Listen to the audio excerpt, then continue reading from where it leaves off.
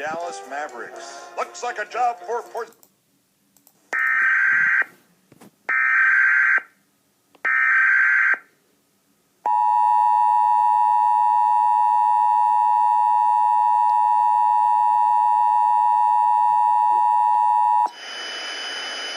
National Weather Service in Columbia has issued a severe thunderstorm warning for Fairfield County in central South Carolina, northeastern Newberry County in central South Carolina until 9:15 p.m. Eastern Daylight Time.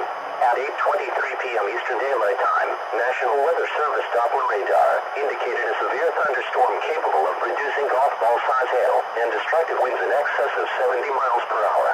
This storm was located 10 miles east of Whitmire, or 16 miles southeast of Union, and moving southeast at 30 miles per hour.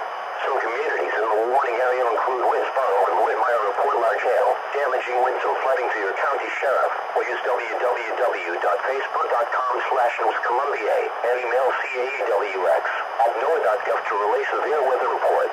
Repeating, a severe thunderstorm warning has been issued until 9:15 p.m. Eastern Daylight Time for the following counties in South Carolina: Fairfield and Newberry.